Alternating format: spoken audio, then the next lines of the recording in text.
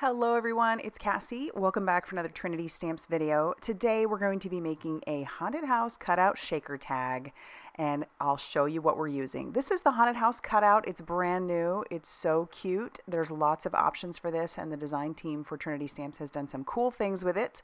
We're also going to be using a sentiment for almost everything. The matching dies are new, but the stamp set isn't, so go grab it if you have this stamp set. I've already got my pieces ready. We have this Pumpkin Smash and Fright Night. Those are going to be added to our shaker tag. And then I have a bunch of cardstock that I've cut down to about 4 inches by 4 inches. Well, 2 pieces, some navy and some yellow. And I'm going to take our haunted house cutout and tack that down using a little bit of mint tape. And I'll run that through my die cutting machine. I've decided I want to cut out the steps using a different color. I didn't want the yellow to show through, so I'm going to just use this dark gray that I have, run that through my die cutting machine, and we'll save those pieces for when we're ready to assemble this. So I'm going to pop out all of the pieces from my navy blue cardstock using my pickup stick. The pickup stick has 2 ends to it. It has not only the little wax piece, but it also has the poker, so that's very helpful for, poking things out of your die cuts. And then I've got some acetate here. I'm going to end up cutting another piece later on, but this piece will fit in there fine. We're going to bring in the brand new Crafty Gluefriend, and I am going to just go around the outside of where our haunted house is, and then I'll take that piece of acetate and attach that down. I just put tiny dots of that. You could use like a double-sided adhesive would work great, but this works fine and it dries pretty quickly. So I'm going to go ahead and do that. Just kind of push it down, make sure that it's all attached, make sure that the glue didn't seep through too much and it only did in one little area. And then here's where I will bring in the steps or the little walkway. We're going to use that glue again. We'll just put that through onto the acetate. And then most of the pieces of the stairs stayed in place, so I can just flip these stairs over and then take my pickup stick and just poke that through so that it'll go right into the areas that it's supposed to. And then I can use the other end of my pickup stick to put the last step in there. And of course, using my fingers, I already had a little bit of glue on my finger, so I moved one of the steps, but it's super easy. We'll just put those back in place. And then we've got just a little bit different color going on there. All right, so now we have our piece ready. So what I'm going to do now is I'm going to start attaching some double-sided foam tape, but it's at this point I realize, wait a minute, I want to make this a shaker tag, so I am going to need to put a hole in it so that I have a place for my baker's twine to go. So I'm going to take this piece, we're just going to use a hole punch. This one's like, I think, a 1/4 inch hole punch. Punch a hole into both so that those line up. And then when I attach this down, it'll just go right on the back like so. So I don't want to move that. I'm going to leave that just like that. And then I'll go back to using my foam tape. So depending on how thick you want your foam tape, my foam tape is a little bit thicker type of foam tape that I have here. But 1 layer would work, or a couple layers of the normal foam tapes that are out there. This one, like I said, is a little bit thicker. It's designed more for shakers and stuff. So this works great for that. It also works really well for light ups.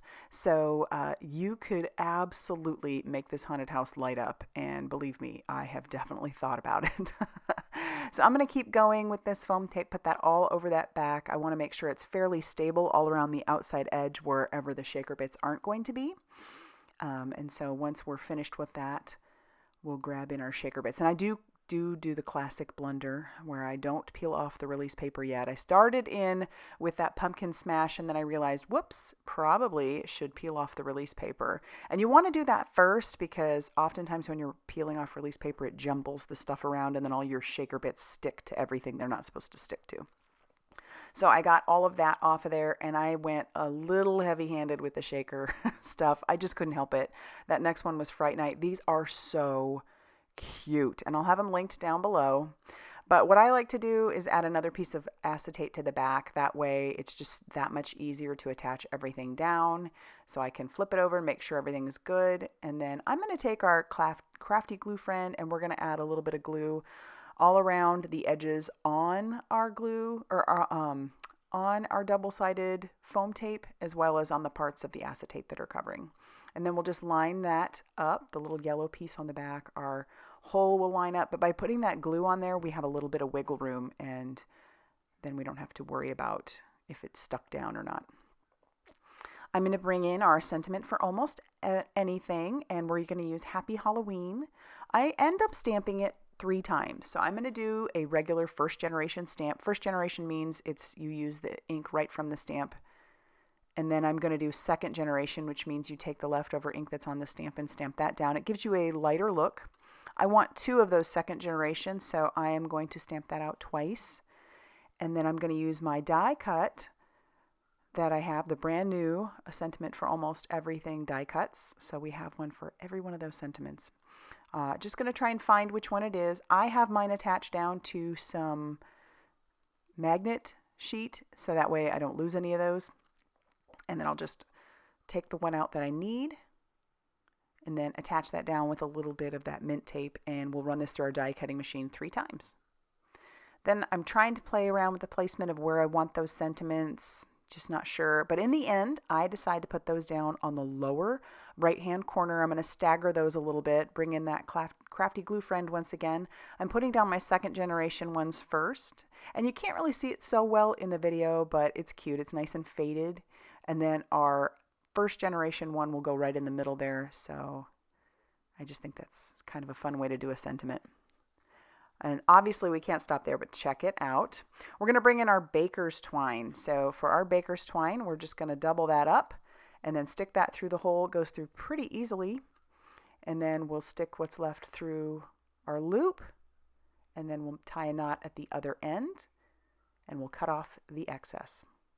And when we're done with that, that's going to finish off our tag. I love how this turned out. I love shakers, and I think these little bits in there are so stinking cute. Got all these different little pumpkins and stars and just darling little Halloween things. This will go great on a gift bag or whatnot. But if you like this video, be sure to hit that like button. Definitely consider subscribing if you haven't already done so. And as always, I will see you very soon in another video. Bye, everybody.